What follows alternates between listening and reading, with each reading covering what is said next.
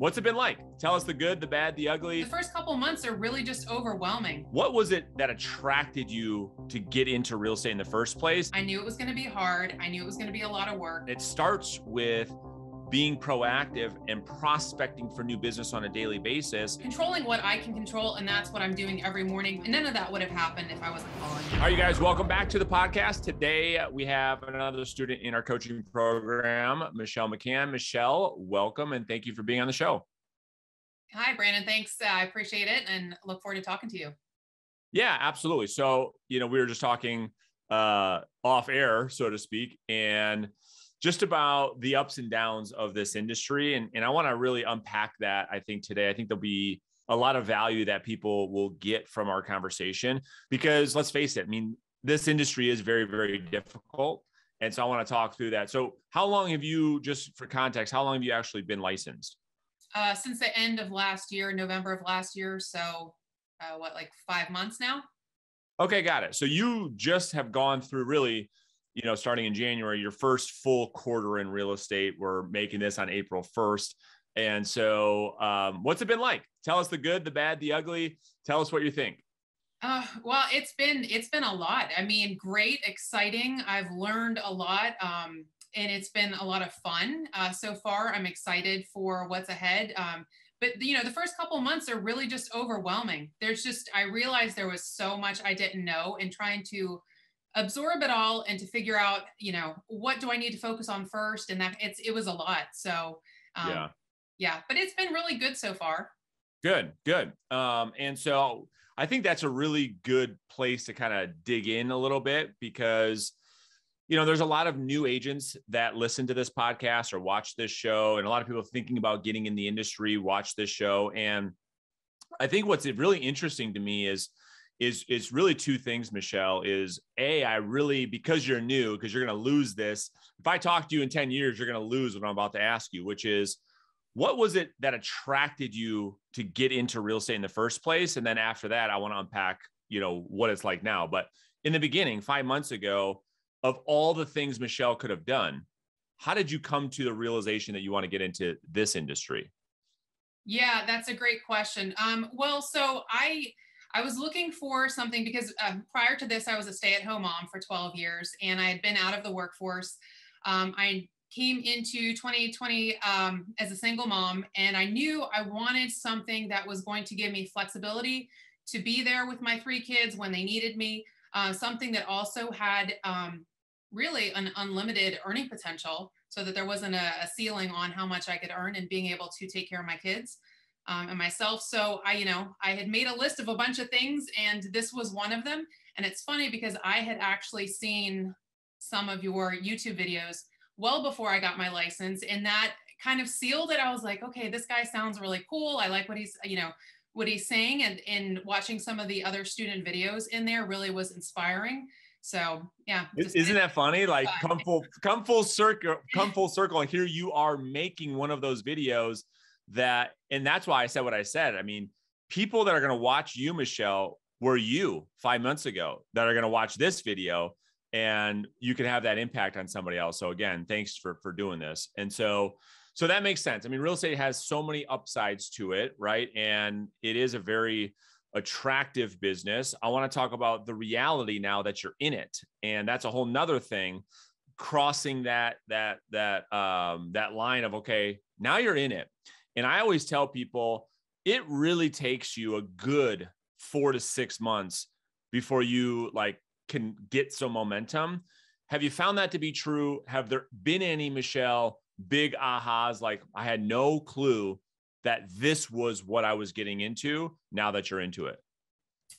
So my answer maybe is different than a lot of people, in that I feel like I cheated a little bit because I had seen a lot of your videos beforehand. So I kind of knew what to expect. I knew it was going to be hard. I knew it was going to be a lot of work. And I also had known that I was going to probably be doing some phone calls. But even with knowing all that, once you actually get into it, and then you realize once you start doing the work, really how hard it is. Yeah, it is. Would you say now that it's a lot harder than what you thought it was going to be when you were thinking about getting in the industry? Or were your expectations pretty equal? It probably is harder than I expected. It just, Yeah. you don't really know their full reality and full scope of it until you're in the middle of it doing it. Yeah, I would agree. I mean, I think that what happens, because I'd be surprised if you said the opposite, because it's the newness of getting into real estate that is so fun and exciting for people. And then when you find yourself at your house by yourself, making these phone calls, getting rejected, it's like, wow, all of that wear off. And like, what did I get myself into? So I want to now talk about like, you've made a business decision to build your business through direct prospecting when there's all this other stuff being thrown at new agents. Like you could do this thing and that thing and so many ways to go out there and build a business. How did you land on making the decision to build it through direct outbound prospecting, through building your skills as a salesperson? Yeah, good question. So, I had known about the outbound sales calls through you, but then when I first got into it, I was like, maybe I'll try the social media. I'll try a little bit of Sphere. And then after a couple of months of that, I mean, it was 2 months. It's like, you know what? This is too passive for me. I wanted something that I could control. I didn't feel like I was really controlling that. And I didn't want to wait for people to come to me. I kind of wanted to hurry the process along as quickly as I could. And I knew I could do that by what you've said is taking, controlling what I can control. And that's what I'm doing every morning, getting up and calling people. So just decided I think that was a better way to be proactive in getting business. Yeah, and we're going to unpack your daily schedule and lead sources and all that stuff that you're going after. And I think that's so important because, I think, well, not I think, I know the industry has a tough time accepting that most of the time people are really looking for that path of least resistance.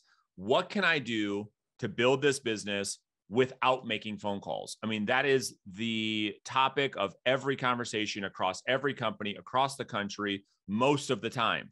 And we're constantly avoiding the thing that is the root fundamental of what we do. And so I think that causes a lot of great people that get in this industry a lot of heartache, a lot of pain, because they're just avoiding the foundation, and it starts with being proactive and prospecting for new business on a daily basis.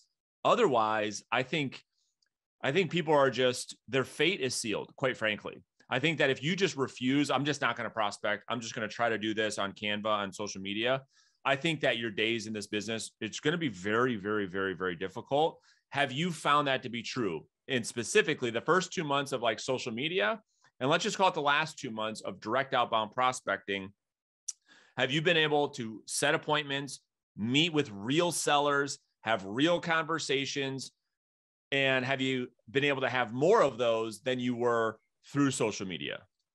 Yeah, 100%. So I've had conversations and I have leads now that those people never would have found me. I never would have found them on social media. And so it's really been neat to see the past 2 months, all of the contacts that I've made and all the leads that I've generated, all of the appointments that I've gone on, which haven't led into any listings yet, but the amount that I have learned through that experience has been huge and so worth it. And none of that would have happened if I wasn't calling. Yeah. And that's just the truth, and thank you for that. Cause that's really what I'm trying to get at is any new agent that watches this, that's just struggling with accepting like, man, I got major call reluctance. I'd rather do anything but that. What I'm trying to explain is that your first 2 months, let's put some context around what you just said. Your first 2 months doing social media, how many leads and how many appointments did that get you? 0 and 0. Okay. So 0 and 0. And then last 2 months for context, how many leads did you add into your database of homeowners, real homeowners that you've had real conversations with, that have real motivation to sell? How many of those have you gotten in the past 2 months? Well, my database has grown by about 100 contacts. 100? Yeah, in the past 2 months. And I've probably got 6 or 7 that are looking to maybe sell within the next couple of months. So, I've got some warm and hot leads in there as well. So yeah, it's been fantastic. Yeah. I mean, that's been huge. If you zoom out for a second, right, and really look at what you've done, you can just, the evidence is there. And all I look for is evidence, and you have these 4 months to compare to. You got 2 months doing social media. You got 2 months making calls. And in 2 months, you've generated 100 opportunities for yourself that otherwise you would not have gotten any. And so why do you feel that so many agents struggle with this so badly? As far as, I just don't want to do that activity, knowing they can hear it time and time and time and time again from people like yourself that are getting great results like yourself, but they still refuse to do it. Why do you think that is? It's a mental game. Yeah. And if I didn't know that going into it, I may have quit quickly. It's hard. There's a lot of rejection. There's some people that want to hang up on you or be mean or whatever. And I think you can let all of your negative self-talk get in your head and talk you out of doing it. I mean, the very first time I hit dial, I'm using Vulcan, and I hit dial, I was terrified. And I was like, okay, well, the worst that happens is they pick up and I hang up. They're not going to know who I am. So it's scary, getting started in doing that. And so. Yeah, it is. It is scary. And I try to bring some some experience to help people get through call reluctance. And sometimes it's more successful than others, but here's the more evidence is that what we do know is, and I know you've heard this before, I'm going to share this with the audience that don't. I talk about this in our coaching calls all the time, that really, if you really look at the path between where we are today, us humans, and where we want to go, the massive gap in between that has to be filled with the pain and the rejection and heartache. Because otherwise, if you make things very, very comfortable in anything in life, I just don't think that leads to the results that most people, Michelle, say they want. And so when you say that to me, and most people are here, well, see, Brandon, that's why I don't want to do it. I don't want to deal with that rejection. What I would coach somebody to, which I've coached you on, is that's actually what you're looking for, is that being uncomfortable, getting rejected, because you're growing, your skills are growing, you're strengthening your mindset. And through that path of doing led you to 100 leads into your database.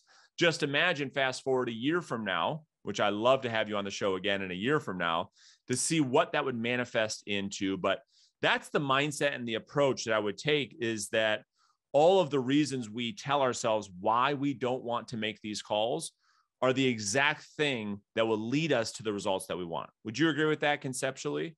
Yeah, absolutely. And that's one of the things that kept going in my head was, hearing you talk about that and just pushing myself to be uncomfortable and saying to myself, it's okay if I'm scared. It's okay if I don't know what to say. It's okay if I mess up.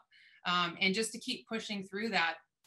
And I've really seen how that has transformed other areas of my life, and pushing myself to be uncomfortable, whether it's with, fitness or other goals that I have. And always just at this point, analyzing where I'm at and saying, am I pushing myself enough? Am I comfortable or am I uncomfortable? So it's really sort of overflowed into all areas of my life at this point. Yeah, I love that you said that. And I guess just to add one more thing on that, and then I promise I will digress. But the thing is, that's the point, is when we feel uncomfortable, that we have to, the affirmation that I think you're saying is, not only is do I have to push past this, this is the point. I'm supposed to feel this way. It's normal. It's okay. Not only is it okay, if I wasn't feeling this, then I would think something was wrong. But because I'm feeling this, I know I'm doing the right thing. And so that's just a different mindset. So let's break down your schedule, right? So what does that look like these days when you wake up? How are you going about generating new business? Yeah, so the mornings for me are typically I'm up between 5:30 and 6. I try and have a few minutes of quiet time, whether it's coffee or reading or a podcast or whatever, before I have to get my kids up. Pretty much from 6:30 to 8:30 is kid time, getting them out for school, lunches and breakfast and all that stuff. And then I try to get on the phone right about 8:30, and then I'm calling from about 8:30 to 10:30. At 10:30, I take a break, and every day I've been meeting with my role play partner, and we role play for about 30 to 45 minutes. Then I'm back on the phone, usually trying to do follow up with my current leads, and then take a quick break for lunch. And then I'm usually doing either the coaching calls or tasks, working on CMAs, other parts of the business in the afternoon. I love it. I love it. And have you found that through following that schedule, it's you feel like that you control your time and you're getting enough done, and you could still be a great mom at the same time? Are you finding both of those to be true? The schedule definitely helps. I mean, I'll be honest, it is hard trying to feel like you can do it all because you just can't. But time blocking and having my goals and being really organized helps to lessen that feeling of overwhelm for sure. Yeah. Before, I felt like I was kind of running around doing all these different things, but I didn't know what direction I was going into. I didn't know where I was in terms of meeting my goals, but now I do. I've got my goals up here on my board in front of me. I got my vision board over here. And so I can see and track and know exactly what I've done each day and each week to get closer towards my goals. So Yeah. the time blocking and having my schedule organized really, really helps. Yeah. I love it. And who are you calling? What sources do you find that you really like to go after, that you've really honed in on? Mainly absentees right Oh, now. cool. Yeah, it's been great. I mean, I think like a lot of people, we don't have a lot of FSBOs, we don't have a lot of expireds. So I kind of got onto the absentees pretty quickly, and I really liked working with them. There seemed to be a little bit less frustration and anger with them in terms of, they're reacting to me calling, which was nice getting started. But yeah, they've just been really easy to work with so far. So Yeah. And probably because, just for context for newer people, that lead source traditionally is a little bit further up the conversion cycle. So you don't have as many agents calling those, if any at all. But the trade-off is that they take a little bit longer to nurture, to convert into an opportunity. Whereas a for sale by owner, the competition is so high. And the reason it's so high is because the conversion cycle is very short. So for any new agent watching this, always remember that there's this trade-off, expireds at the bottom of the funnel, the hottest low-hanging fruit, but it's the hardest lead to convert. Most of the agents are going after those. They're getting a lot of calls. You have to have high skills. And then the further you go up that funnel, and that's why I like absentee owners, because they're right in the middle. They have motivation to sell. Is that where you're getting, would you say, most of your seller leads that go into the database these days? yeah, like 95% probably. I have worked with a few FSBOs, and that's where I've gone on all the appointments that I've had so far. Maybe 8 or 9 have been the FSBOs and the expireds. But yeah, 90 to 95% is absentees. Okay, cool. And then just walk us through like the approach you take on those conversations, and then how they end up being a lead. How you're able to just turn a complete stranger, Michelle, through a conversation that you're going to walk us through into an opportunity for them to work with you, and for yourself to serve them as a real estate agent. Yeah, so I mean, I've used the scripts that you've provided a lot to get started, and then now it's to the point where I feel like I can hold a conversation with them pretty easily, and it's great. I try to offer them something of value, and that's the price analysis, and really just approaching them and saying, hey, do you know that the market's really high right now, and that it may be a good time to sell if that works for you financially. Try not to push anything on them, and then just offer that. And then usually that will lead, if they're like, yeah, you know what, I would like to know what my home is worth, and then maybe I consider selling, then I'm able to come back with them at a second phone call and go over the CMA report with them. And then I've had a few people that have said, hey, yeah, I'm definitely interested in selling. Call me back in a month, call me in 2 months, or let's follow up at the end of the year when the lease is ended. So that's, it's generated a lot of appointments. Yeah, that is really exciting. And I think that's a really good place to kind of go to next, is knowing that what you just said, and then thinking about your future. Does it bring some peace of mind that, okay, I'm building this database, this seller database right now, of these great conversations where you have now a relationship with these people, that in the future, if we could fast forward time, to your point, a lot of those do turn into appointments and do turn into listings because they appreciate you reaching out. Does that give you a peace of mind moving forward? It does. It does. When I can get past the idea of like trying to find business right now, I Right. know that I'm getting later business, and that's okay too. And because I'm generating a lot of it, and I know at some point all of those are going to come up to a point where I'll be able to work with them. So it does feel really good to have that all in the pipeline for me at this point. Yeah, I love it. So last question for you. So if you did it all over again and you got your license again 5 months ago, what advice would you give that Michelle, knowing what you know now, that other agents watching this that are new to the industry could really benefit from? Um, I'd start picking up the phone a lot sooner from day one. Yeah. Instead of waiting, really, because I know the only way I've gotten to where I am now and feeling comfortable and being able to talk to people was through the practice. And so, yeah, I'd go back and I'd get in your program 2 months earlier than I did and start calling. And I may have double the database that I do right now if I had done that. So Yeah, great advice. And Michelle, thanks again. I mean, again, I think this value of just this conversation of people being able to hear like behind the scenes, okay, this agent's been doing this for 4 or 5 months. That's me. They can really take a lot from what you've given. So thank you for jumping on the show today. yeah, you're welcome. I appreciate it. And the other thing is I'll leave you with is that, like, just like I was telling you before we started the interview, I'm just excited about your future because it's not every agent that shows up and puts forth the effort, puts forth the work, and you do. And that's the agent that I love to coach. And so I want to thank you for that. And I'm excited for the day when you start to really win at a big level because you're putting in the hard work right now. So thank you for that. Oh, you're welcome. Thank you. I appreciate it. You got it. I'll talk to you soon. All right. Bye-bye. Bye-bye.